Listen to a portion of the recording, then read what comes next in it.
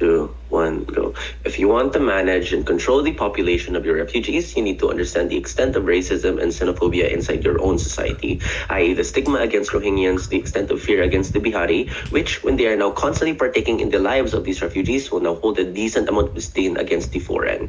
This is why Prime Minister is right.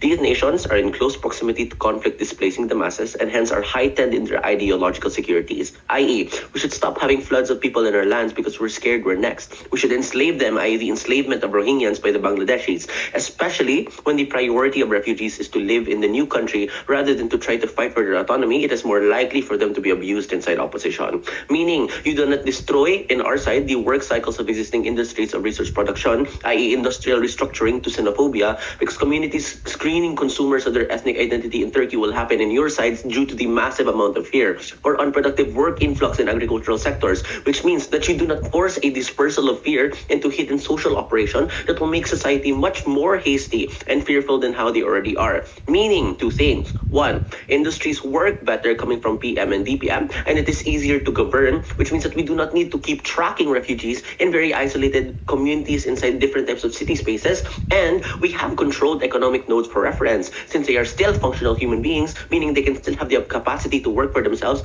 which allows refugees to gain much more controlled social services. But then two, it also means that since you do not adhere to trying to destroy the work cycles of existing industries in your own area, that industries working better increase the propensity of more resource production, along with possible industries from existing refugee settlements, meaning there's more generation to provide us aid or even industrial establishment for these areas. This is how we make our frame mutually exclusive. The problem inside opposition is that their harms, the same way they call us out, is also not mutually exclusive. Four problems then. One, they say that people will now question the allocation of taxes anyway, which causes the distrust anyway. Notice, there is a different level of distrust of living with people you hate than knowing that there are neighbors you hate. In fact, we say that we are able to alleviate distrust when you do not hasten that fear from the masses and that you allow them to establish themselves first rather than have that fear on preset and make these people who are probably unproductive because they still try to make themselves live and establish themselves because they literally escape from their own country and then decide to go towards menial jobs where they get yelled on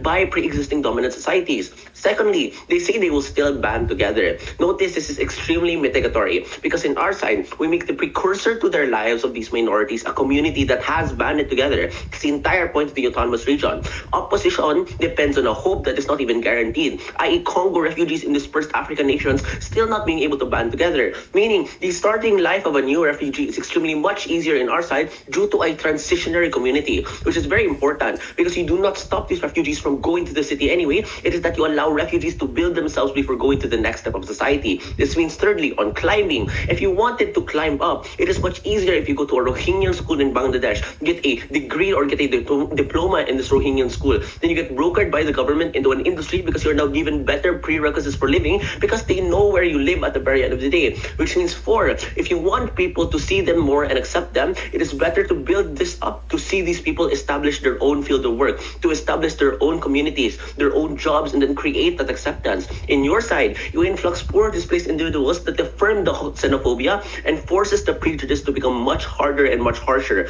And even if we agree that under time the acceptance can accumulate, this is another hoping for a miracle moment. So even if they do not accept these people, which is worst case, and this is where the bulk of their case tries to engage with ours, notice, sure, they aren't economically powerful. The agricultural, sectors in these communities aren't that powerful.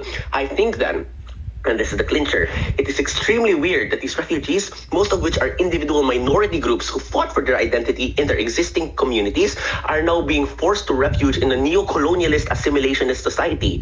Notice then, inside opposition, while these people somehow hate you the same way your own country did, so if Ugandan refugees do not go to higher work, I think it is extremely neoliberal to assume that they need to get higher jobs when they have been fighting against cultural and economic assimilation into capital and civilization. In their side, these people are so dispersed in different jobs that they find it hard to band together and allow themselves to re-establish their community or identity first, while not even guaranteeing that acceptance in the worst case. But in our side, these people are so integrated together through the collective incentive for survival that even if they are not accepted by other people, they are still accepted by themselves because they have an autonomous region. And that is very important. That's how the Moros have been able to establish themselves in their own communities. To compare then, these Rohingyans in refugee camps, even at worst case, can be used as poverty porn for donations in their own camps. But in your side, they are homeless and they do not have a controlled factor to be able to allow this pipeline to happen. In fact, opposition does not realize that black people under assimilation with white people looks like slavery in the 1800s. Black people had their own communities inside cities, inside opposition in 1800 slavery, but the assimilation provided them with menial and degrading jobs that they are kept in that structure. The idea that they are now quote-unquote hoodlums, even though they now have autonomous regions in America, is not an isolated rhetoric,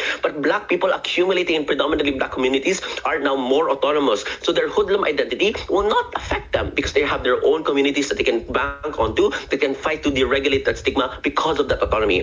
This, their examples of the Rohingyas not having an identity and being isolated is exactly what's happening on their side because they do not have concentrated regions to establish the Rohingyans. So if they had autonomous regions, they would have autonomous lives, they would have autonomous schools that would teach them Rohingyan language because they do not have to restructure the entirety of the school system to try to fit these Rohingyans at the very end of the day. Because the cool thing is, we are in a state policy motion. We can decide to give aid. We can create houses or schools, etc. on fiat. In your side, even if you do have fiat, the dispersal makes it extensively harder and you beholden their survival to your own industries who are, by the way, xenophobic, who are more willing to exploit them. So sure, we form resentment in the possibility to people who assimilate, but this happens in your side. Now your Rohingyans do not have anywhere to run to because there is no existing autonomous region for them to run to in case the society tries to exploit them at the very end of the day. At least in our side, they have an autonomous region to bank onto because you notice that they can't run back to their own country.